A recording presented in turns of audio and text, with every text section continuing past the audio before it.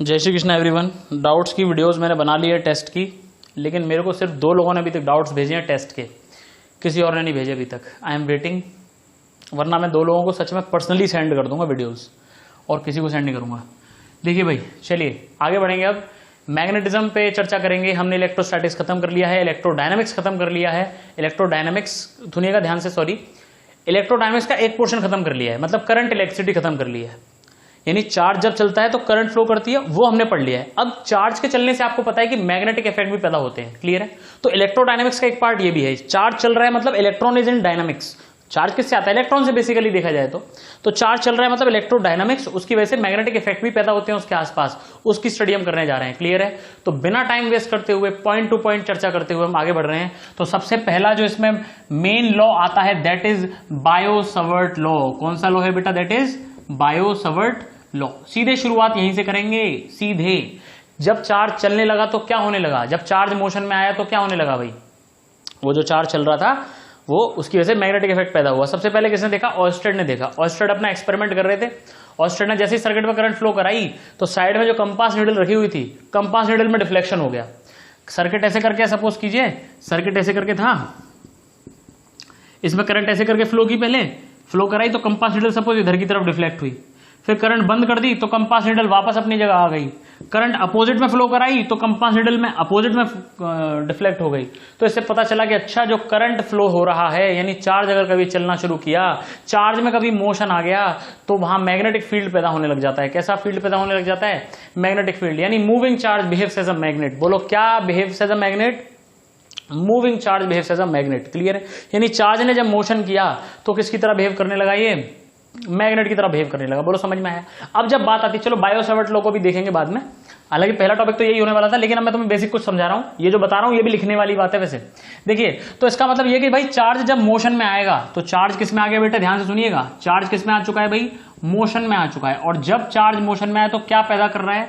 यानी generates magnetic field, generates magnetic field, यानी magnetic effects कह लो चाहे मैग्नेटिक फील्ड कह लो। भाई वो फील्ड जिसमें मैग्नेटिक इफेक्ट्स को फील किया जा सकता है उसे क्या कहते हैं? मैग्नेटिक फील्ड कहते हैं। बात खत्म। तो चार्ज जब मोशन में आया तो क्या जनरेट हुआ भाई? मैग्नेटिक फील्ड जनरेट हुआ। इस बात को आप अपनी लैंग्वेज में लिख ही सकते हो, क्लियर है। अब क्योंकि मैं जानता हूं कि motion is a relative aspect, मेरे बच्चे क्या जानता हूं? Motion is a relative aspect. तो क्या ये भी रिलेटिव होना चाहिए? जी हाँ, बिल्कुल होना चाहिए भाई। जब मैंने कहा चार्ज मोशन में जब होगा तभी हो सकता है ऐसा। अब मोशन क्योंकि रिलेटिव है तो ये भी तब आएगा जब रिलेटिव मोशन होगा। बोलो समझ में आया कि नहीं? क्लियर है। मैं आपको समझाने का प्रयास करता हूं। अब इस बात को, ये जो बात मैंने आपसे कही है, ये जो बात मैंने आपसे कही है, इस बात को मैं अलग अलग 2-3 केसेस में डिस्कस करूंगा जिससे आप समझ पाएंगे चीजों को। क्लियर है ये चीज? आइए जरा समझते हैं, बहुत ध्यान से देखिए। सपोज कीजिए कि एक चार्ज है Q। एक कौन है भाई? एक चार्ज है Q जो ऊपर की तरफ जा रहा है v की स्पीड से। कितनी स्पीड से जा रहा है? v की स्पीड से। अब एक पर्सन है ये जा रहा है ऊपर v की स्पीड से, ये पर्सन खड़ा हुआ है, ये पर्सन नीचे जा रहा है v की स्पीड से। क्या पर्सन 1 के लिए मैग्नेटिक फील्ड 0 होगा? क्या पर्सन 2 के लिए होगा 0? क्या पर्सन 3 के लिए 0 होगा? 0 होगा तो एज इट इज रहने दीजिए, नहीं होगा तो इसको काट देंगे, not equal to 0, not equal to. Clear है? बताइए भाई, ये Q है, चार्ज मोशन कर रहा है ऊपर की तरफ, ये भी मोशन कर रहा है। क्या ये दोनों एक दूसरे के रेस्पेक्ट में मोशन कर रहे हैं? बिल्कुल नहीं कर रहे। ये दोनों रिलेटिव मोशन कितना है इन दोनों के बीच में? 0। कोई रिलेटिव मोशन नहीं है, इसलिए कोई मैग्नेटिक फील्ड नहीं होगा। ये बात एकदम सही है। क्या इनके बीच में रिलेटिव मोशन है? जी हाँ, क्योंकि ये तो चल नहीं रहा और ये ऊपर जा रहा है, मतलब मोशन हो रहा है, तो मैग्नेटिक फील्ड एग्जिस्ट करता है। यानी B2 0 नहीं होगा, कुछ ना कुछ होगा। क्या इन दोनों के बीच में रिलेटिव मोशन हो रहा है? जी हाँ, हो रहा है। ये ऊपर V से जा रहा है, ये नीचे V से जा रहा है। भाई ये तो दोनों एक तरफ जा रहे थे ना, एक साथ। भाई दोनों एक साथ जा रहे हैं तो इन्हें पता ही नहीं चलेगा कोई एक दूसरे चल रहे हैं। जैसे बस में 2 लोग बैठे हुए हैं और बस आगे जा रही है एक ही स्पीड से, तो पता चलता है या 2 लोग आपस में चल रहे हैं? नहीं पता चलता। लेकिन ये ऊपर जा रहा है, ये नीचे जा रहा है, इनकी रिलेटिव स्पीड है। रिलेटिव स्पीड कितनी आएगी? 2v, ठीक है। तो ये भी नॉन जीरो होगा। बोलो समझ में आया कि नहीं? और एक मजे की और बात सुन लीजिए, अगर मैं पूछूं आपसे B2 और B3, यानी भाई इसके लिए मैग्नेटिक फील्ड है, एग्जिस्ट कर रहा है, 0 नहीं है मतलब है, इसके लिए भी 0 नहीं है मतलब है, क्या दोनों के लिए बराबर है या अलग अलग? अलग अलग। क्योंकि इसके लिए तो ये V से चल रहा है, इसके लिए चार्ज कितने से चल रहा है? V से। और इसके लिए कितने से चल रहा है? 2v से। बेटा रिलेटिव मोशन आई थिंक सबको क्लियर होगा, जो नए बच्चे आए हैं, लक्षित और साध, क्लियर है? रिलेटिव मोशन कैसे होता है पता है ना? नहीं पता हो तो पर्सनली मुझसे पूछ लेना। ये v से ऊपर गया और ये v से नीचे, तो 2v। तो भाई क्योंकि रिलेटिव मोशन इसके लिए कुछ और हो रहा है, इसके लिए कुछ और हो रहा है, इसके लिए v से भाग रहा है, इसके लिए 2v से भाग रहा है, तो आपस में भी इक्वल नहीं है। बोलो समझ में आया कि नहीं? क्लियर है? तो चार्ज जब मोशन में है, क्योंकि मोशन रिलेटिव एस्पेक्ट है, इसलिए मैग्नेटिक फील्ड भी कैसा एस्पेक्ट हो गया? क्या रिलेटिव एस्पेक्ट हो गया? बोलो पक्की बात समझ में आई? क्लियर है ये चीज? तो ये चीज ये नोट करना है आपको। क्लियर है? तो ये एक पॉइंट ऑफ व्यू था कि अगर अकेला चार्ज भाग रहा हो तब कैसे करना होता है। बोलो पक्का समझ में आया? आगे बढ़ जाएं। अब दूसरा देखिए, अगर ये चार्ज, ये जो फ्लो है, अगर किसी वायर में हो रहा है, किस में हो रहा है? वायर में। यानी अगर चार्ज भाग रहा है अकेला, अकेला कहीं कोई फ्री चार्ज पड़ा हुआ है, वो भागना शुरू कर दे, उसके लिए हर एक के लिए अलग अलग मैग्नेटिक फील्ड वो पैदा कर सकता है। क्लियर है? अब अगर क्या करें, मान लीजिए एक वायर है। अब वायर में तो आप जानते हो, सपोज भाई ये वायर है, इसमें इलेक्ट्रॉन है और ये ऊपर की तरफ जा रहा है ड्रिफ्ट वेलोसिटी vd से। कितने से? ड्रिफ्ट वेलोसिटी vd से, है कि नहीं? करंट फ्लो कर रहा है, करंट कैरिंग वायर है ये। अब वही सब बात है, ये एक पर्सन है, ये ऊपर जा रहा है ड्रिफ्ट वेलोसिटी से, ये एक पर्सन रुका हुआ है, ये एक पर्सन है जो नीचे जा रहा है किसी स्पीड से। कुछ भी कह दो, v कह दो या vd कह दो, जो तुम्हारी इच्छा हो। कुल मिला के इन दोनों में रिलेटिव मोशन होना चाह रहा है, बस ये है। ठीक है? इन दोनों में कोई रिलेटिव मोशन नहीं है। बताइए, B10 होगा, B20 होगा, B30 होगा या नहीं होगा? और ये भी बताना है साथ में कि B1, B2, B3 आपस में इक्वल होंगे या नहीं होंगे। क्लियर है? ये बात आपको बतानी है। तो आपने सोचना शुरू किया, आपने सोचा सर देखिए ये और ये आपस में कोई रिलेटिव मोशन नहीं है, इसीलिए सर ये B1 जो है 0 होगा। ये बात सही है। आप ये सोच रहे हो ना, बिल्कुल गलत सोच रहे हो आप अगर ऐसा सोच रहे हो तो। अब आप कहोगे हो अभी तो यही बता रहे थे। बेटा ध्यान से सुन लेना, जहां भी करंट कैरिंग कंडक्टर होगा वहां फ्री इलेक्ट्रॉन होता है। आप जानते हो ये वही फ्री इलेक्ट्रॉन में भाग रहा है। ठीक है? अब फ्री इलेक्ट्रॉन किससे फ्री होता है? एटम से फ्री होता है कि नहीं? और जिस एटम से ये फ्री हुआ है उस पे कैसा चार्ज आ गया? प्लस। मेरी बात तो मैं लेकिन समझ में नहीं आने वाली भाई साहब, नहीं आ रही ना समझ में? भाई जितना इस पे माइनस चार्ज है, भाई इलेक्ट्रॉन जहां से निकला उस पर उतना ही पॉजिटिव चार्ज आ जाता है कि नहीं आ जाता? अरे क्लियर है कि नहीं? तो मेरी बात बहुत ध्यान से सुनना। For person one, first person के लिए देखना जरा क्या हो रहा है। फॉर पर्सन 1 इलेक्ट्रॉन तो रुका हुआ है, बहुत ध्यान सुनिएगा। इलेक्ट्रॉन तो क्या है बेटा? रुका हुआ है। इलेक्ट्रॉन तो रुका हुआ है, कहीं नहीं जा रहा, क्योंकि दोनों की स्पीड सेम है। ये भी vd से भाग रहा है, ये भी vd से, तो रिलेटिव स्पीड 0 हो गई। लेकिन इसके लिए पॉजिटिव चार्ज तो vd से जा रहा है कि नहीं जा रहा? सोच के देख लो, ये ऊपर vd से, ये कहीं नहीं जा रहा, मतलब इसके लिए ये नीचे जा रहा है। रिलेटिव स्पीड, रिलेटिव वाला फंडा लगाओ। रिलेटिव में क्या करते थे? अपनी वेलोसिटी अपोजिट में करके मुझे दे दे, उल्टी करके दे दे। याद आया कि नहीं आया? अब मेरी तो मेरी है ही, अपोजिट में मेरे को दे दे, तो इसके ऊपर है, ये नीचे करके दे देगा। बोलो समझ में आएगी नहीं? फॉर पर्सन 1 ये हो रहा है।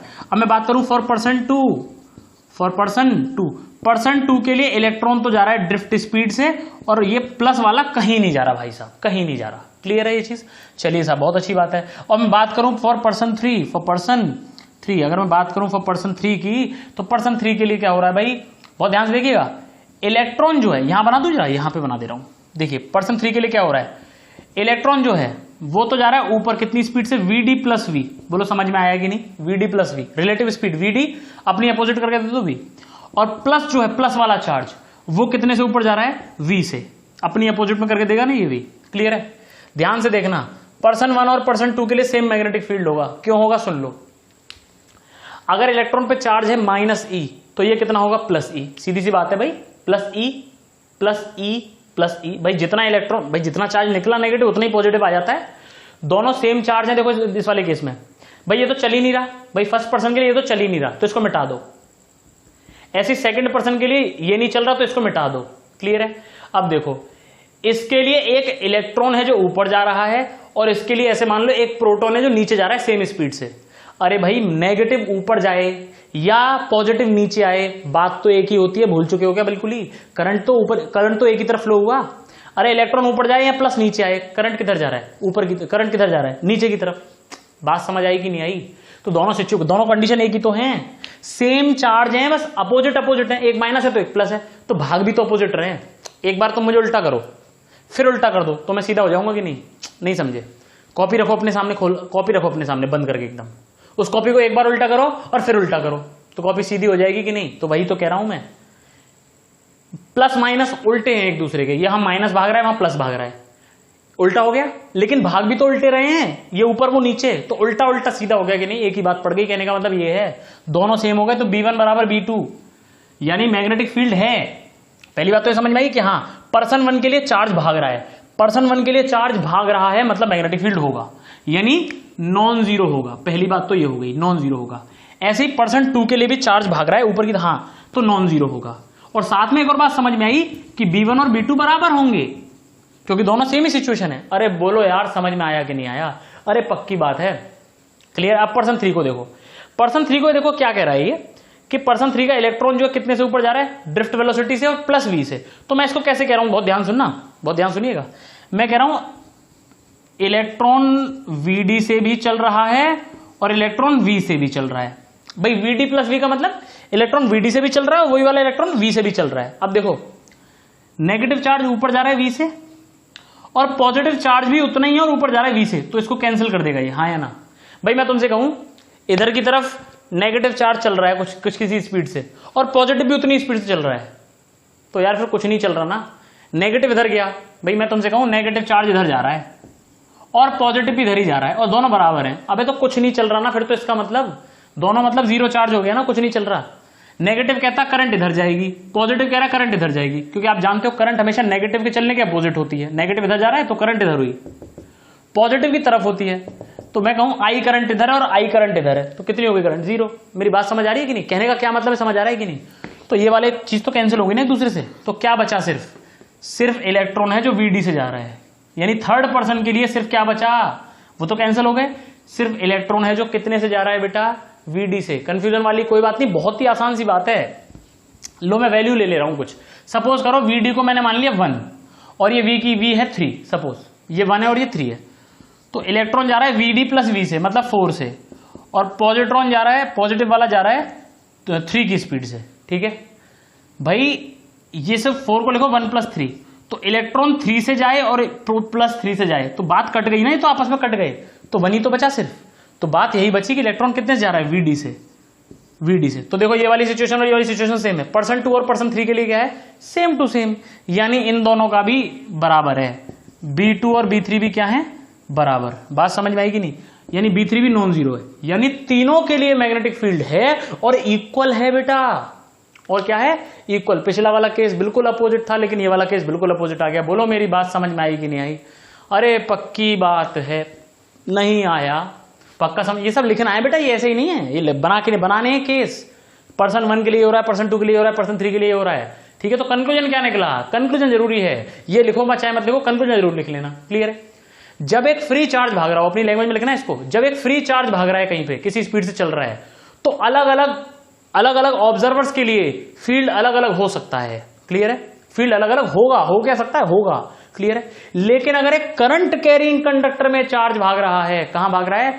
If there is a current carrying conductor then magnetic field for all the observers is same. मेरी बात समझ में आई कि नहीं? अगर चार्ज कहीं फ्रीली भाग रहा है तो अलग अलग देखने वालों के लिए, अलग अलग ऑब्जर्वर्स के लिए फील्ड, मैग्नेटिक फील्ड अलग अलग हो सकता है। लेकिन अगर चार्ज एक करंट कैरिंग कंडक्टर के थ्रू भाग रहा है तो उसमें कभी भी सबके लिए अलग अलग नहीं होगा, सबके लिए हमेशा क्या होगा? सेम होगा। बोलो समझ में आया कि नहीं? इसलिए रिलेटिव वाला जो फंडा है वो फ्री चार्ज पे लगेगा, लेकिन इस पे वो इफेक्टिव नहीं है, क्योंकि हमने पूरा एनालिसिस कर लिया, रिलेटिव वेलोसिटी से ही पूरा एनालिसिस करके लाए हम, और आंसर सेम आता है सबके लिए। बोलो समझ आ गया कि नहीं? क्लियर है? यानी अगर कहीं मैं कहूं करंट कैरिंग वायर है, बहुत ध्यान सुनिएगा मेरी बात को, मैं तुमसे कहूं करंट कैरिंग वायर है बेटा, क्या है? Current carrying wire. बताओ इस वाले पॉइंट पे कितना मैग्नेटिक फील्ड होगा? सपोज यहां आई करंट है, बताओ यहां कितना मैग्नेटिक फील्ड होगा r डिस्टेंस पे, है ना? तो मैं तुमसे पूछूं, तुम रुके हुए हो, कोई एक और पर्सन है जो रेलगाड़ी में भाग रहा है, उससे पूछूं, दोनों क्या आंसर देंगे? सेम। मेरी बात नहीं आई समझ में? अरे क्योंकि करंट कैरिंग की वजह से हर फ्रेम में आंसर क्या आता है? सेम। तो तुम पी पे बैठे बैठे निकालो आंसर, भागते हुए निकालो, ऊपर जाते हुए निकालो, इधर जाते हुए निकालो, किधर भी मोशन कर लो, किधर भी करके निकाल लो, पी पे आंसर सब केस में क्या आएगा? सेम। बोलो समझ आए कि नहीं? और अगर मैं तुमसे कहूं कि ये चार्ज क्यों भाग रहा है v की स्पीड से और तुम भी भाग रहे हो, बताओ पी पे आंसर क्या आएगा? बैठ के आंसर और भागते वक्त आंसर अलग अलग आएंगे? सेम। अलग अलग आएंगे बेटा। नहीं समझे? नहीं समझे? बहुत ध्यान सुनना, इसमें थोड़ा सा दिक्कत हो सकती है, बहुत ध्यान सुन लो। पी पॉइंट, सपोज तुम्हारे हाथ में एक मैग्नेटिक कंपास है, उसको हम पी बोल रहे हैं, वो तुम्हारे हाथ में है। खड़े खड़े देखोगे तो मैग्नेटिक फील्ड अलग आएगा, भागते भागते देखोगे तो मैग्नेटिक फील्ड अलग आएगा। ये कहना चाह रहा हूं मैं, मेरी बात समझ आ गई? ये पी पॉइंट क्या है? आपके हाथ में एक ये मैग्नेटिक कंपास लगी हुई है सपोज, तो चार्ज ऐसे भाग रहा है, आप अगर सिंपल हाथ को ऐसे रखोगे तो मैग्नेटिक फील्ड अलग आएगा, और आप भागते हुए हाथ को देखोगे तो इसी पॉइंट पे भाग रहे हो, लेकिन आपके पास स्पीड है, मतलब है तो ऐसी लेकिन स्पीड है इसके पास v डैश, तो मैग्नेटिक फील्ड अलग आएगा। बोलो समझ आया कि नहीं। और अगर इसी की जगह करंट कैरिंग कंडक्टर हो तो चाहे तो रुकते हुए देख लो चाहे भागते हुए देख लो, मैग्नेटिक फील्ड दोनों केस में क्या दिखेगा, सेम। तुम्हारी मैग्नेटिक नीडल में डिफ्लेक्शन दोनों केस में क्या दिखेगा, सेम। रुक लो, भाग लो, टहल लो, कुछ भी कर लो। मेरी बात समझ में आ गई? आई थिंक मेरी बात समझ में आई होगी। अरे पक्की बात है, बहुत सुंदर, बहुत अच्छे। तो यार तुम्हें ये तो समझ में आएगा कि मैग्नेटिक फील्ड होता है, यानी जब इलेक्ट्रॉन चलना शुरू करेगा तो मैग्नेटिक फील्ड होगा और वो रिलेटिव को फॉलो करता है, लेकिन जब करंट कैरिंग कंडक्टर होता है तो उसमें जो है वो सबके लिए सेम ही आता है फिर, ठीक है, और फ्रीली चार्ज भाग रहा है ऐसे। तो ये तो समझ में आ गया हाँ मैग्नेटिक फील्ड होता है, कैसे कैसे होता है, क्या क्या, लेकिन कितना होता है अब ये किसने बताया? तो सबसे पहले कौन आए भाई, बायो सेवर्ट, साइंटिस्ट हैं, साइंटिस्ट के नेम्स हैं। तो बायो सेवर्ट ने अपना एक लॉ दिया, बायो सेवर्ट ने क्या लॉ दिया भाई, समझे बात को। इसके 3 फॉर्मेट पढ़ेंगे हम, लेकिन पहला फॉर्मेट ही सबसे ज्यादा इंपॉर्टेंट है बस, दूसरा भी थोड़ा सा इंपॉर्टेंट है, तीसरा तो बिल्कुल इंपॉर्टेंट नहीं है, हो सकता है बस वो ऑप्शन आ जाए कि बताओ चारों में से कौन सा सही है, ठीक है, देखेंगे, बताऊंगा अभी, ठीक है। चलिए, तो बायो सेवर्ट लॉ जो है हमारा क्या कहता है वो ध्यान से, इन्होंने क्या निकाला, देखो जैसे हमारे कूलॉम का लॉ था ना, किसमें, इलेक्ट्रोस्टैटिक्स में। देखो बहुत सारी चीजें लिंक होंगी यहाँ पे, बहुत सारी। मैं आपको एक बात बताऊं, ये पढ़ते पढ़ते ये पूरा मैग्नेटिज्म जो हम पढ़ना शुरू कर रहे हैं अब, ये पढ़ते पढ़ते आप पूरा इलेक्ट्रोस्टैटिक्स रिवाइज कर सकते हो। डेली यही देखो, उसके बाद इलेक्ट्रोस्टैटिक्स रिवाइज कर लो, बिल्कुल सेम, एक ही जैसे इंटीग्रेशंस वगैरह सब कुछ इसमें एक जैसे होते हैं, ठीक है। इलेक्ट्रोस्टैटिक्स में थोड़ा सा टीडीएस है, यहां थोड़ा इजी है, ठीक है। वहां आई कैप जे कैप में करना पड़ता था, 2x में y में, आप देखेंगे तो मिल जाएगा पीछे रिवाइज करने में, और यहां एक ही एक्सिस में करना पड़ेगा, ठीक है। तो यहां थोड़ा आसान है, लेकिन बिल्कुल एक ही जैसी चीजें हैं लगभग, क्लियर है। तो लिंक करते हुए आपको दोनों फटाफट रिवाइज होते चले जाएंगे, क्लियर है। चलिए भाई, तो ये आपको समझ में बायो सेवर्ट लॉ में क्या है। देखिए उन्होंने क्या कहा, उन्होंने ये कहा कि अगर कोई करंट एलिमेंट है, क्या है करंट एलिमेंट, उन्होंने उसे कहा आइडियल वेक्टर। इसको बहुत इत्मीनान से समझेंगे हम लोग। सपोज करो जैसे एक वायर था, इन्होंने कहा कि इसमें से छोटा सा एलिमेंट ले लो इस वायर का, इसमें करंट फ्लो कर रही है आई, और इसकी जो लेंथ ली है वो डीएल है, और लेंथ एक वेक्टर ली है। आप जानते हो लेंथ को क्या कह सकते हैं, वेक्टर, बताया था ना। छोटी सी लेंथ छोटे से एरिया क्या होते हैं, वेक्टर। याद करो 11th क्लास में बताया था यूनिट डायमेंशन में कि वैसे तो लेंथ और एरिया को हम इस लेवल पे पढ़ेंगे, क्या पढ़ेंगे, स्केलर्स, लेकिन आगे जाके क्या बताएंगे हम उनको, वेक्टर्स। स्पेशली छोटी लेंथ और छोटे एरियाज क्या है, हमारे वेक्टर्स हैं। तो छोटी सी लेंथ डीएल क्या है, एक वेक्टर इधर की तरफ, छोटा सा डिस्प्लेसमेंट, ऐसे समझो आप तो, है ना, एक एलिमेंटल डिस्प्लेसमेंट वेक्टर है, क्योंकि यहां से इलेक्ट्रॉन होकर गुजरेगा, गुजरा मतलब डिस्प्लेसमेंट हुआ, भाई करंट जा रही है मतलब इलेक्ट्रॉन्स जा रहे हैं, ठीक है, तो वो गुजर रहा है मतलब डिस्प्लेसमेंट्स हो रहे हैं। तो एक छोटा सा पार्ट ले लिया, इसे कहते हैं एलिमेंट, अपना आइडियल एलिमेंट, ये पूरा एलिमेंट हमारा। जैसे फॉर एग्जांपल, जैसे तुम इलेक्ट्रिक फील्ड क्या पढ़ते थे, बहुत ध्यान से सुनना, इलेक्ट्रिक फील्ड को किससे शो करते थे, ई से। इलेक्ट्रिक फील्ड फॉर्मूला क्या पढ़ते थे, 1/4 pi epsilon not Q upon r²। याद है कि भूल चुके हो, क्लियर है ये चीज। तो इस Q की जगह ये यूज करेंगे हम यहां, जैसे मैंने बताया ना, मैंने कहा था कूलॉम लॉ जैसे वहां यूज होता था, ऐसे यहां क्या यूज करते हैं, bio Savart law. Electric field को ई से रिप्रेजेंट करते हैं, मैग्नेटिक फील्ड की डेंसिटी को इसे कहते हैं मैग्नेटिक फ्लक्स डेंसिटी या magnetic field density, magnetic flux density या मैग्नेटिक फील्ड डेंसिटी, या मैग्नेटिक फील्ड भी बोल देते हैं, सिर्फ बी से डिनोट करते हैं, किससे, बी से, जैसे इसको ई से करते थे वैसे इसको बी से। तो यहां जो Q है, यहां जो Q है वो उसका काम कौन करता है यहां पे, आइडियल वेक्टर। तो समझना क्यों, क्योंकि इलेक्ट्रोस्टैटिक्स कब काम करती थी, जब चार्ज रुका हुआ होता था। हम इलेक्ट्रोस्टैटिक्स में पढ़ते थे, याद है ना, चार्ज रुका हुआ होता था। जब चार्ज चलने लग गया तो हमारे पास V वेक्टर आ गया, Q के साथ साथ क्या आ गया, V वेक्टर। और अब देखो ये और ये सेम ही चीजें हैं भाई। अब क्या पढ़ रहे हैं, चार्ज भागेगा मतलब चलेगा, मतलब वेलोसिटी होगी, मतलब Q नहीं चाहिए इस बार, Q V वेक्टर चाहिए, दो चीजें आएंगी। और ये दोनों एक ही चीजें, देख लो कैसे, बहुत ध्यान से। वेलोसिटी को क्या लिख सकता हूं, dl/dt लिख सकता हूं कि नहीं, वेलोसिटी डिस्प्लेसमेंट अपॉन टाइम। भाई Q चार्ज जो है dl डिस्टेंस चला ना dt टाइम में, छोटे टाइम में छोटी डिस्टेंस चला। चार्ज अपॉन टाइम को क्या कहते हैं, करंट। चार्ज अपॉन टाइम भूल गए, charge per unit time current कहते हैं इसको। तो Q अपॉन dt क्या लिखा हुआ, ये करंट और ये dl वेक्टर। बोलो समझ में आया कि नहीं, बोलो सत्यनारायण भगवान की जय। कुछ भी नहीं आया समझ में, कथा का प्रसाद ले लीजिए। अरे आया नहीं आया, पक्की बात है, आइडियल वेक्टर। यानी कि जहां मेरा इलेक्ट्रोस्टैटिक्स में काम करता था Q, यानी कि चार्ज एक एलिमेंट की तरह बिहेव करता था, यहां मेरा कौन एलिमेंट की तरह बिहेव करेगा, लेंथ छोटी सी multiply by the current, ideal component की तरह, छोटा सा एलिमेंट की तरह बिहेव करेगा, जो एक वेक्टर एलिमेंट है। मजे की बात है क्योंकि इलेक्ट्रॉन भाग रहा है ना, भाग रहा है मतलब वेलोसिटी है, मतलब वेक्टर है, क्लियर है। यहां क्या होता था, Q स्केलर, Q क्या होता था, स्केलर। यहां पे आइडियल वेक्टर क्या है, वेक्टर है, क्या है, वेक्टर। सोचने समझने वाली बात है, पक्का समझ में आया। चलिए भाई, अच्छी बात है भाई, ये तो समझ में आ गया, अच्छी बात है भाई। अच्छा भाई, और क्या क्या चेंजेस होंगे सर? और बताता हूं मैं तुमको चेंजेस, डरने वाली कोई बात नहीं है, डरना नहीं बिल्कुल भी। यानी कि मेरा जो मैग्नेटिक फील्ड आएगा वो क्या आएगा, बहुत ध्यान से देखना। क्यू की जगह लिख दो आइडियल, क्या लिख दो, आइडियल। चलो भाई समझ में आ रहा है। आर स्क्वायर की जगह आर स्क्वायर ही रहने दो, कोई दिक्कत नहीं, मस्त एकदम मजा। ठीक है, चलिए भाई, 1/4 पाई की जगह 1/4 पाई ही रहेगा। एप्सिलॉन नॉट को क्या कहते थे? Permittivity of free space. यहां आएगी परमिएबिलिटी ऑफ फ्री स्पेस। वहां नाम क्या रहता था? परमिटिविटी। देखो जो कॉन्सेप्ट वहां था वही कॉन्सेप्ट यहां है। ये परमिटिविटी क्या होती थी? इलेक्ट्रिक फील्ड को परमिट कर रहा है मीडियम। यहां सेम नाम तो रख नहीं सकते, सीधी सी बात है। ठीक है, तो यहां थोड़ा सा वैसे ही कुछ नाम रख देते, परमिएबिलिटी। परमिटिविटी भी परमिट करना होता है, परमिएबिलिटी भी परमिट करना होता है। क्लियर है? तो परमिएबिलिटी उसे कहेंगे म्यू नॉट। ये होती थी एप्सिलॉन नॉट, उसको लिखेंगे mu naught. Permeability of free space, इसे कहते थे परमिटिविटी ऑफ फ्री स्पेस, इसको permeability of free space. Clear है? क्लियर है?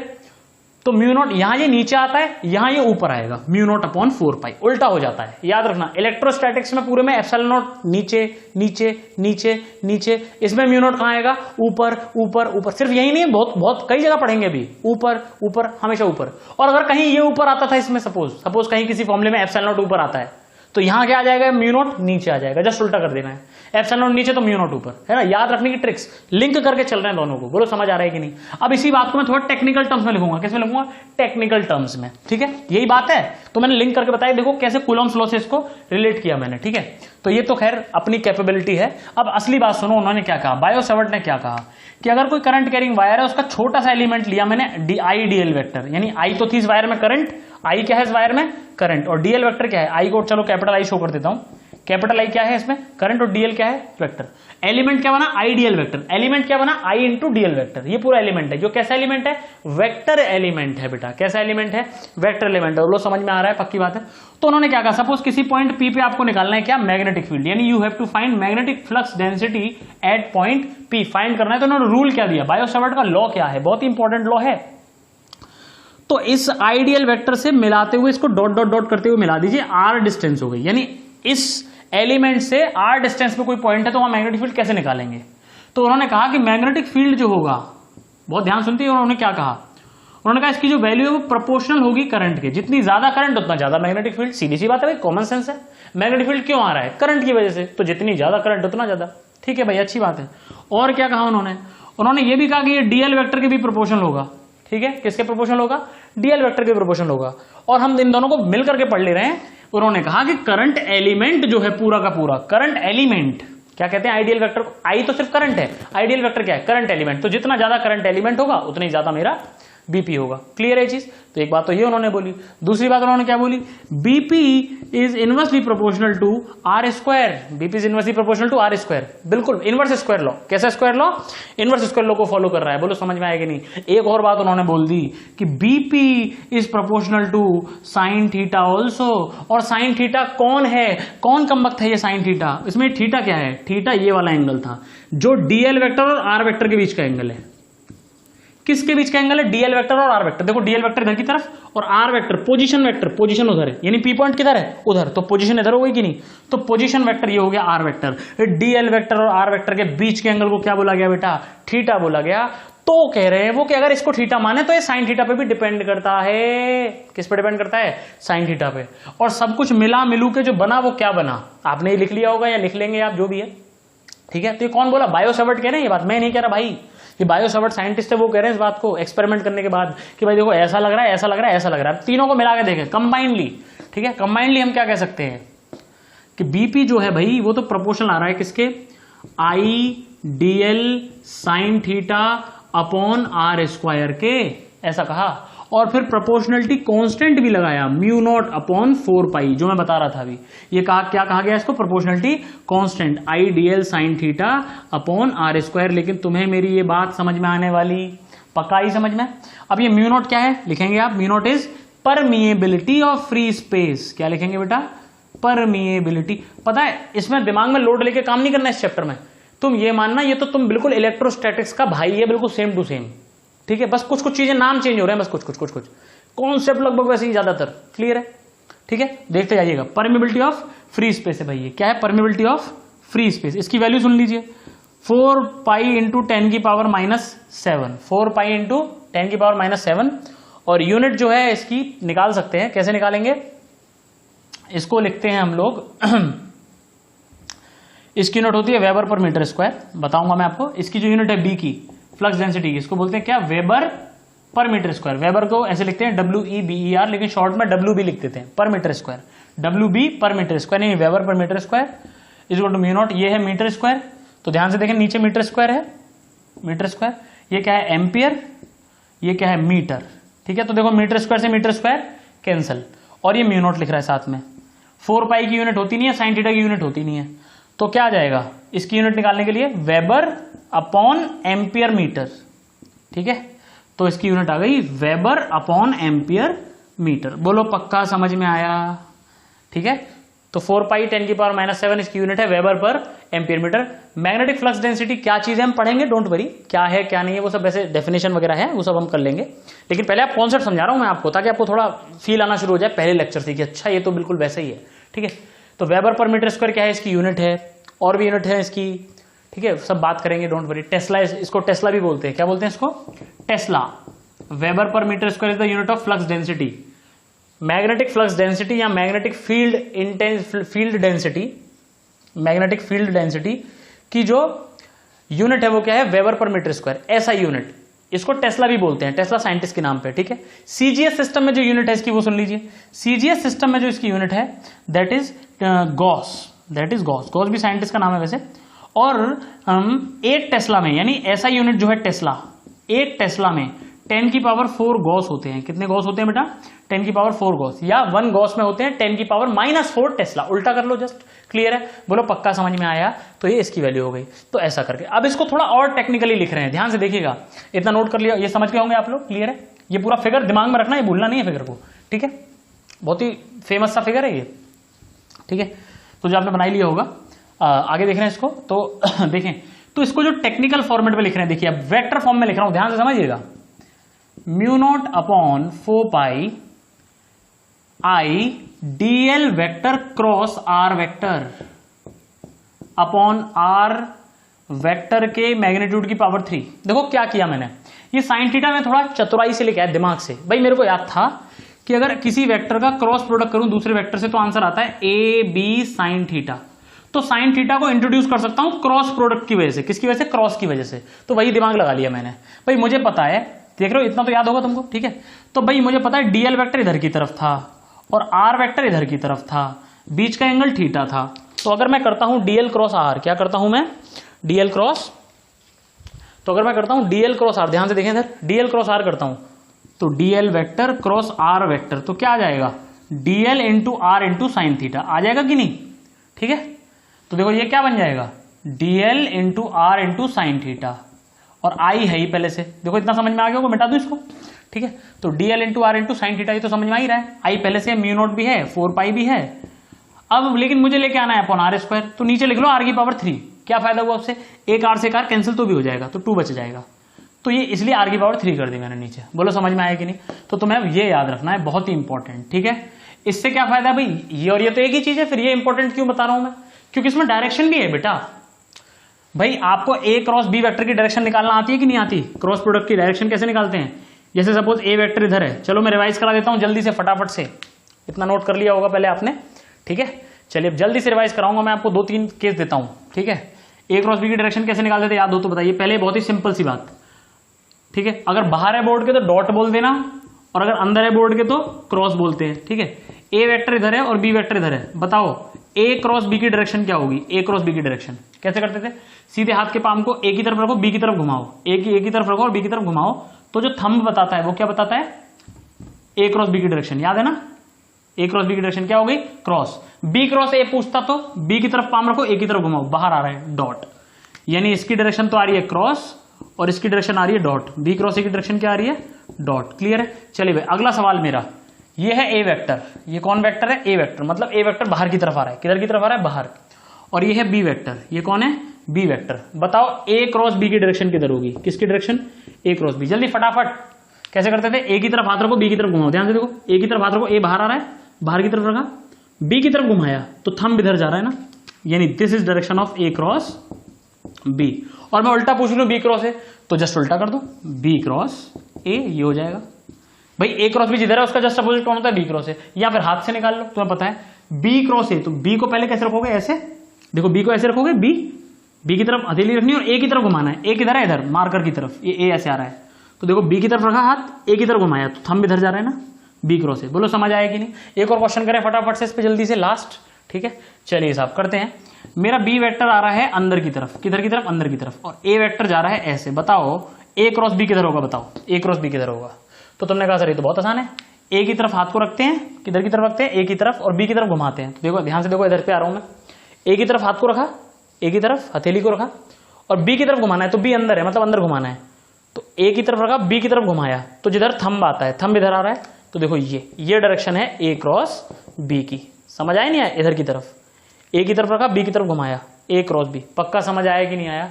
ए क्रॉस बी। और बी क्रॉस ए पूछता तो जस्ट अपोजिट कर दो, this is B cross A. अरे पक्की बात है बेटा, पक्का समझ में आ गया। चलें आगे, ठीक है। तो इसको बी क्रॉस ए बोल दिया। तो यहां से आप इस तरीके से डायरेक्शन निकाल सकते हो बेटा। क्या निकाल सकते हो? डीएल क्रॉस आर से डायरेक्शन। फॉर एग्जांपल जैसे यहीं पे बात करूं मैं, ये डीएल वेक्टर है, आर इधर की तरफ है, तो बताओ किधर होगी डायरेक्शन? तो तुमने कहा सर डीएल इधर है, आर उधर है, अंदर आ रहा है। देखो डीएल की तरफ हाथ रखते हैं, आर उधर की तरफ। भाई ये तो होता है डीएल वेक्टर, और ये है मेरा आर वेक्टर। तो डीएल की तरफ हाथ रखा है, क्रॉस में आ रहा है। क्या इधर आ रहा है? क्रॉस में, यानी इधर जितने भी पॉइंट्स आएंगे सब पे अंदर की तरफ होगा मैग्नेटिक फील्ड। बोलो बेटा पक्की बात कि नहीं पक्की बात? अरे समझ में आया। चलें आगे, बहुत अच्छी। तो ये तुमने फर्स्ट फॉर्मेट है जो तुम्हें याद रखनी है भाई। ये कैसी फॉर्मेट है बेटा? फर्स्ट फॉर्मेट है ये, ठीक है। लिखिएगा जरा, अदर फॉर्मेट्स, और भी फॉर्मेट्स हैं इसकी, अदर फॉर्मेट्स। नंबर 1 फॉर्मेट देखिए ध्यान से, बहुत ध्यान सुनिएगा मेरी बात को। सपोज करो, क्या करो बेटा? सपोज करो कि ये मेरा चार्ज है क्यू, जो v स्पीड से भाग रहा है। कितनी स्पीड से भाग रहा है? v स्पीड से। भैया तो करंट कैरिंग के लिए, वायर के लिए करंट है, लेकिन अगर चार्ज फ्री भाग रहा हो तो कैसे करेंगे भाई? v को मैंने कह दिया dl by dt। v velocity होती है भाई, डिस्प्लेसमेंट अपॉन टाइम। क्लियर है? पक्की बात है? पक्का समझ आया? तो ध्यान सुनना जरा, देखो क्यू वी वेक्टर, या ऐसे समझो कि आई डीएल वेक्टर को मैं क्या लिख सकता हूं, बहुत ध्यान समझना। मैं क्या कह रहा हूं, इसमें मैंने dt से डिवाइड करा और dt से मल्टीप्लाई कर दिया। बात समझ आ रही है? करंट इनटू टाइम होता है चार्ज, ये तो बन गया q। भाई चार्ज है ना मेरा, या ऐसे समझ लो, उल्टा समझ लो। तुम देखो क्यू वी वेक्टर है, जैसे सपोज इसको मैं क्या लिख सकता हूं, q into DL by dt लिख सकता हूं कि नहीं? और ये q जो मेरा dt टाइम में भागा है, भाई सपोज करो ये मेरा q चार्ज पहले यहां था, dt टाइम में इतना दूर चला गया dl, ये dl है और dt टाइम लगा है, तो q चार्ज कितनी देर में गया? dt टाइम में। तो करंट होगी ना q upon dt, charge per unit time, तो इट इज आइडियल वेक्टर। तो बात समझो, आइडियल वेक्टर को क्या लिख सकता हूं? qv vector. यानी मुझे एक बात समझ में आई है यहां से कि ideal vector can be, qv vector को आइडियल वेक्टर भी कह सकता हूं, या आइडियल वेक्टर को qv वेक्टर भी कह सकता हूं, है कि नहीं? समझ आ रहा होगा? ठीक है, बड़े प्यार से समझ आ गई ये बात। तो ऐसे फिगर भी बना लेना चाहो तो कोई दिक्कत वाली बात नहीं है। ऐसे dl और ये गोमा dt टाइम में dl चला, मतलब q चार्ज यहां से यहां पहुंच गया, अब यहां पहुंच चुका है, पहले यहां था अब यहां पहुंच चुका है, ठीक है। dt टाइम में dl चला है और यहां पहुंच गया, तो ये सब बातें यहां समझ में आ जाएंगी। बस इसको क्या कर दो फिर, देखो bp वेक्टर क्या आ रहा है? bp वेक्टर आ जाएगा mu not upon 4 pi into I की जगह, सॉरी आई इंटू डीएल की जगह, आई डीएल की जगह कर दो qv वेक्टर, तो q बाहर रह जाएगा, v cross r upon r vector की पावर 3, r वेक्टर का मैग्नीट्यूड की पावर 3। बस ऐसे qv वेक्टर कर दिया मैंने, देख लो बहुत ही सिंपल सी बात है। इसमें भी हम डायरेक्शन निकाल सकते हैं v क्रॉस r करके, v की तरफ हाथ को रखना, r की तरफ घुमा देना, जिधर थंब जाए वही होगा मैग्नेटिक फील्ड। क्लियर है? इस पे हम एक क्वेश्चन भी करेंगे। अदर फॉर्मेट्स में ये पहली फॉर्मेट है, इसी पहली फॉर्मेट में हम दूसरा एक क्वेश्चन करते हैं, फिर दूसरी फॉर्मेट पढ़ेंगे। क्लियर है मेरी बात? चलिए भाई इस पे क्वेश्चन करेंगे, फिर एक और फॉर्मेट पढ़ेंगे। तो इस फॉर्मूले को साइड में लिखा रहने देता हूं ताकि आप क्वेश्चन कर पाए। भाई कहा गया कि मान लीजिए ये हमारा एक्स वाई प्लेन है, ये मेरी वाई एक्सिस और ये मेरी एक्स एक्सिस। यहाँ ओरिजिन पे एक चार्ज है जो है 10 कूलॉम का, और ऊपर की तरफ जा रहा है ये कितनी स्पीड से? 10 की पावर, या इसे कर लो 2 कूलॉम का चार्ज है, या चलो कह लो इसे 2 कूलॉम का चार्ज है, और ये जा रहा है 100 मीटर पर सेकेंड से ऊपर की तरफ। कितने मीटर पर सेकेंड से? 100 मीटर पर सेकेंड से ऊपर की तरफ। तो बताओ 1,0 पे, मतलब इतने पे, मतलब 1 मीटर दूर यहां से, ये ओरिजिन पे है 0,0 पे, यहां मैग्नेटिक फील्ड कितना होगा और किधर होगा? ये पॉइंट P है, तो आपसे पूछ रहा है बीपी कितना होगा भाई, बीपी कितना होगा? तो आपने कहा बहुत आसान, बीपी बराबर, ये फॉर्मूला लगा रहे हो आप, म्यू नॉट की वैल्यू आप जानते हो 4 पाई इंटू 10 की पावर -7, नीचे 4 पाई कैंसिल हो जाएंगे, क्या बचेगा? 10 की पावर -7 मल्टीप्लाई 2 कूलॉम की जगह 2, वेलोसिटी की जगह 100 ठीक है, बहुत ध्यान सुनना। v क्रॉस r को लिखेंगे v into R into sine theta. तो v वेक्टर की तरह वेलोसिटी वेक्टर इधर है और r वेक्टर की तरह पोजीशन की तरह इसकी, भाई यहां से देखें तो पोजीशन यही तो है, ये r वेक्टर, और ये हो गया थीटा। थीटा कितना आ रहा है बेटा 90 डिग्रीज। ये थीटा बहुत जरूरी है भाई, भागते हुए चार्ज वाला जो फॉर्मूला हमने पढ़ा है इस पॉइंट पे निकालना है सपोज r वेक्टर पे, तो यही थीटा है मेरा। v क्रॉस r में क्या हो जाएगा वी आर साइन थीटा ना, तो इस तरीके से क्लियर है। तो वेलोसिटी 100 है और r की जो वैल्यू है वी आर की वैल्यू कितनी दूर है 1 मीटर, तो r की वैल्यू 1 लिख ली। चार्ज 2 था, v 100, r की वैल्यू 1 और साइन 90 डिग्री। देखो बेटा थीटा कितना गिवन है 90 डिग्री, साइन 90 अपॉन r की पावर 3। भाई ये तो सॉल्व कर ही चुका हूं पहले, ये पूरा हो गया। r की पावर 3 कितना होगा, r कितना डिस्टेंस 1, 1 की पावर 3 कितना हो जाएगा 1, क्लियर है। तो ये तुम्हारा आएगा आंसर 200, ये 1 हो जाएगा, साइन 90 1 होता है, 1 1 1 200, 2 इंटू 10 की पावर -5 टेस्ला। आंसर आ चुका है बेटा, क्लियर है। इतना मैग्नेटिक फील्ड आएगा। बोलो सवाल कर लोगे, अगर कह दे कि एक चार्ज है इतने कूलम का, ये उधर भाग रहा है, उतनी स्पीड से भाग रहा है, उधर भाग रहा है, तो बताओ जो पॉइंट उधर की तरफ है उस पर कितना मैग्नेटिक फील्ड होगा, बस खत्म, क्लियर है। अरे कर लोगे कि नहीं कर लोगे, वो यहां पूछ लेता तो भी कर पाते कि नहीं कर पाते। अब एक होमवर्क ले लो, अगला सवाल होमवर्क में ले लो फटाफट से। होमवर्क क्या है, बहुत ही आसान सा होमवर्क है यार, कुछ भी नहीं है होमवर्क में। यहां पे है एक, और ये डिस्टेंस दे रखी है तुमको, इसके कोऑर्डिनेट्स दे देता हूं, ठीक है। इसके कोऑर्डिनेट्स हैं बेटा, ये वही है 100 मीटर पर सेकंड से भाग रहा है, 2 कूलम का चार्ज है, कितने कूलम का 2 कूलम का, 0,0 पे रखा हुआ है चार्ज, यहाँ पे है और भाग रहा है, रखा हुआ नहीं भाग रहा है यहीं पे भाग रहा है लेकिन यहाँ से। और इसके जो कोऑर्डिनेट्स हैं इस पॉइंट पी के, वही पूछ रहा है बीपी क्वेश्चन मार्क, क्या पूछ रहा है बीपी क्वेश्चन मार्क। इसके कोऑर्डिनेट दिए हुए हैं 8,6, कितने दिए हुए हैं 8,6। तो आपको फाइंड करना है कि भाई कितना कितना कैसे कैसे आंसर आएगा, कर लोगे। साइन 53 याद है ना, 53 37 की वैल्यू, क्लियर है चीज, ठीक है। तो ये एंगल आप फाइंड कर सकते हैं, ये एंगल बड़े प्यार से फाइंड हो जाएगा, क्लियर है, बहुत प्यार से होगा, बहुत ज्यादा वाले प्यार से। 53 डिग्रीज आएगा भाई, 53 डिग्रीज, क्लियर है। चलिए तो कर लोगे सेम टू सेम भाई। अगला फॉर्मेट देखो, लास्ट मतलब जो सेकंड फॉर्मेट है वो क्या कहता है भाई, अदर फॉर्मेट्स में एक फॉर्मेट पढ़ लिया, ये अदर फॉर्मेट क्या है भाई, दूसरा फॉर्मेट। अब सपोज करिए भाई, सपोज करिए जिस वायर में से जो तुमने एलिमेंट माना था आइडियल, वो थोड़ा मोटा वायर होगा, बिल्कुल लाइन तो नहीं मानेंगे, तो उसको माइक्रोस्कोप से देख रहे हैं। भाई जो वायर हमने बनाया था ना ऐसे करके, आइडियल वेक्टर पतला सा वायर, उसको माइक्रोस्कोप से देख रहे हैं, जूम करके दिखाया तो इतना मोटा दिखाई दे रहा है, कितना मोटा, इतना मोटा, क्लियर है। तो ध्यान समझना, करंट इंटू डीएल वेक्टर थी भाई, बात समझ में आती है, आइडियल वेक्टर। अब ध्यान से देखते हैं ना, सपोज करो करंट डेंसिटी इसमें जे है, तो आई को लिख सकता हूं जे इंटू डीएस वेक्टर। अरे हाँ या ना, अरे पक्की बात है, current density, sorry J dot DS लिखते थे आई को, याद आ रहा है, भूल चुके हो, जे वेक्टर डॉट डीएस वेक्टर, भूल चुके हो ना, पूरी तरह से भूल चुके हो ना, याद आया। Current is nothing but the flux of current density, भूल चुके हो, याद आया भाई, क्योंकि करंट है तो जे करंट डेंसिटी, तो जो कुछ होगी करंट डेंसिटी इधर की तरफ है भाई, करंट मान लो इधर जा रहा है तो करंट डेंसिटी एक वेक्टर होती है, तो करंट डेंसिटी सपोज जे वेक्टर इधर है, और जो एरिया है, एरिया भी इधर ही की तरफ है भाई, एरिया याद है ना, एरिया परपेंडिकुलर होता था हमेशा, तो डीएस भी इधर ही की तरफ है भाई, डीएस वेक्टर। बोलो समझ आ रहा है कि नहीं, क्लियर है ये चीज, पक्की बात है, डीएस। और ये डीएल भी दिखाई दे रहा है आपको, लेकिन अब मैं इनकी वैल्यूज पे जाना चाह रहा हूं, सिर्फ किस पे जाना चाह रहा हूं, वैल्यूज पे, सिर्फ किस पे, मतलब अब मैं वेक्टर को नहीं, सिर्फ वैल्यू को देखना चाह रहा हूं। क्यों देखना चाह रहा हूं आप समझ जाएंगे, क्योंकि डॉट प्रोडक्ट हमेशा क्या होती है, एक वैल्यू, इसलिए। और भी अभी आपको समझ में आ जाएगा क्यों। तो इसका जो एरिया है उसको मैं डीएस मान रहा हूं, कितना डीएस, और इसकी जो लेंथ है वो डीएल है ही भाई, लेंथ कितनी मान रहे थे अपने एलिमेंट की हम, डीएल, क्लियर है। तो ध्यान से समझो, मैं इसको फिर से बना रहा हूं एक बार, उस एलिमेंट को थोड़ा मोटा करके देख रहे हैं, थोड़ा मोटा करके, बस ये जो एरिया है इसका स्फीयर का, ये डीएस मान रहे हैं। करंट डेंसिटी कितनी मान रहे हैं बेटा, जे मान रहे हैं। करंट कितनी है, आई, तो आई हो जाएगा जे डॉट डीएस, आप जानते हैं, क्लियर है, करंट का फॉर्मूला जे डॉट डीएस, और ये डीएल है, क्लियर है। डीएस इंटू डीएल क्या हो गया भाई, सिलेंडर का base area into height, volume बन गया कि नहीं बन गया।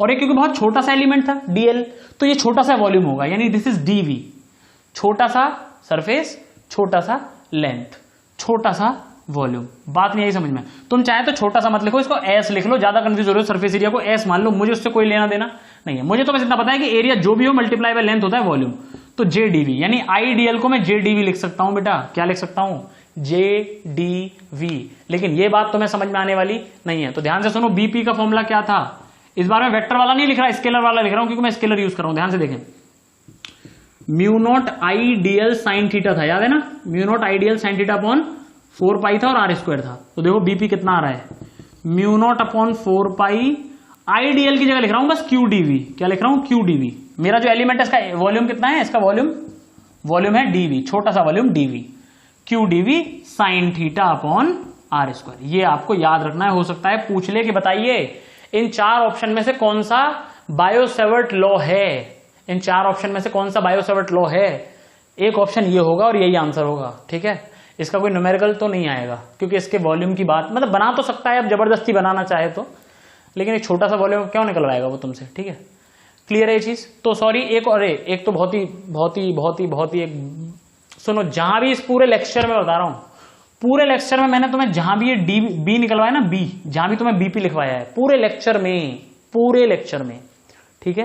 बायो-सेवर्ट से रिलेटेड जितना भी पढ़ाया है उसको डी लगा लेना। डी छोटा सा मैग्नेटिक फील्ड आएगा। अरे सोचो यार, छोटे से एलिमेंट की वजह से छोटा सा ही तो आएगा। पूरा निकालने के लिए क्या करना पड़ेगा, इंटीग्रेशन। क्या करना पड़ेगा, इंटीग्रेशन, ठीक है। तो पूरे लेक्चर में मैंने बीपी लिख दिया है, लेकिन वो छोटा सा इसलिए फिर डी लगा लो। क्या लगा लो, डी। अरे पक्की बात समझ में आएगी नहीं है तो ये भी डी, ठीक है, डी बीपी। अभी तुम देखो एक क्वेश्चन किया था हमने, उसका आंसर क्या आया था, 2 × 10⁻⁵ बहुत छोटा है कि नहीं, 2 × 10⁻⁵ बहुत छोटा था कि नहीं, बहुत छोटा। क्लियर है चीज। तो इसलिए ऐसा बोलो, समझ आया। आगे की बातें आगे ही करेंगे।